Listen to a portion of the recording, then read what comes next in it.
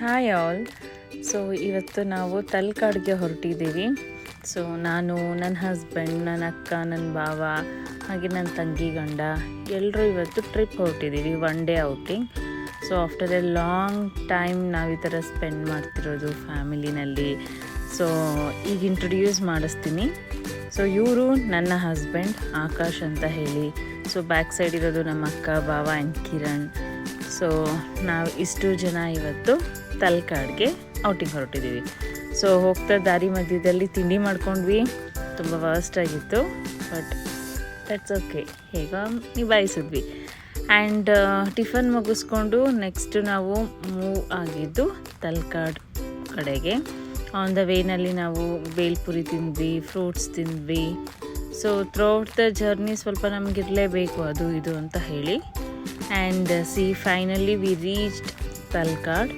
So ಅಷ್ಟೊಂದು ಹೇಳ್ಕೊಳ್ಳೋ ಅಷ್ಟೇನು ನೀರೇನು ಇರಲಿಲ್ಲ ಇಲ್ಲೆಲ್ಲ. ಸೊ ಸಿಕ್ಕಾಪಟ್ಟೆ ಬಿಸಿಲಿತ್ತು.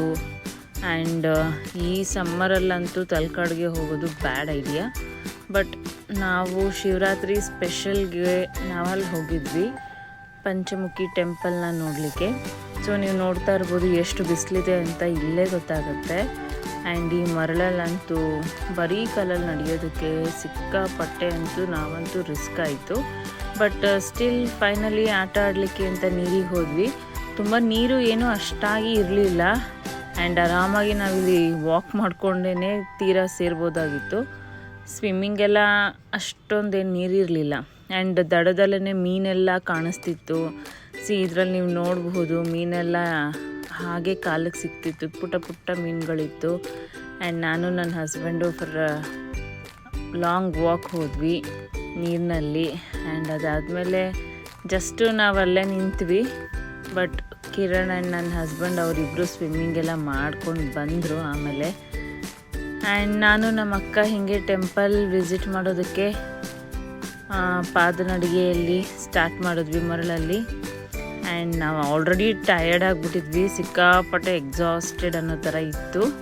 ಬಟ್ ಎಂಜಾಯ್ ಮಾಡ್ತಿದ್ವಿ ಜರ್ನಿನ. ಎಲ್ಲೂ ಕೂಡ ನಮಗೆ ಎನರ್ಜಿ ಡ್ರಾಪ್ ಆಗಲಿಲ್ಲ.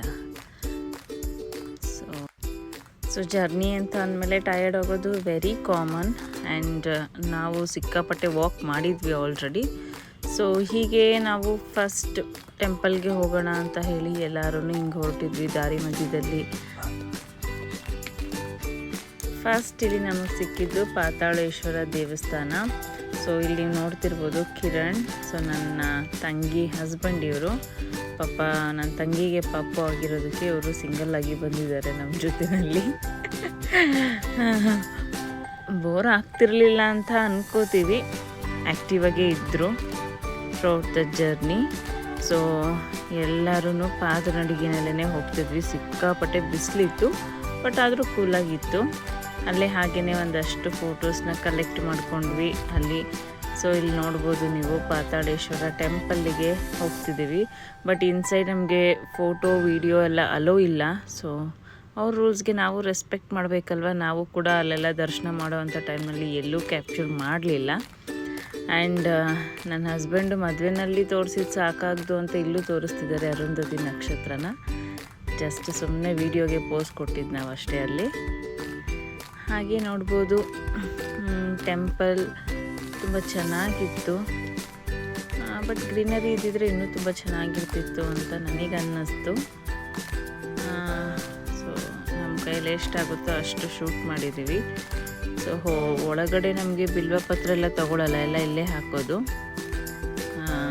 ಪಾಪ ಇದನ್ನು ನನ್ನ ಹಸ್ಬೆಂಡ್ ಗೊತ್ತಿಲ್ದಂಗೆ ಸುಮ್ಮನೆ ಶೂಟ್ ಮಾಡಿದ್ದಾರೆ ಒಳಗಡೆ. ದೆನ್ ಅದನ್ನು ಮುಗಿಸ್ಕೊಂಡು ನೆಕ್ಸ್ಟ್ ಟೆಂಪಲ್ಗೆ ಹೊರಟ್ವಿ.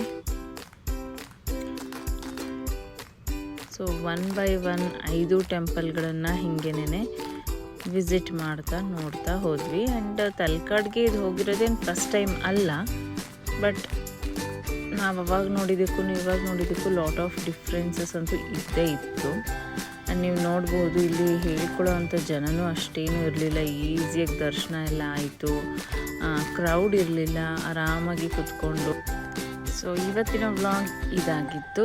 ಸೊ ಇನ್ನೊಂದು ವ್ಲಾಗ್ ಜೊತೆಗೆ ನೆಕ್ಸ್ಟ್ ಮೀಟ್ ಆಗೋಣ. Thank you. Subscribe my channel.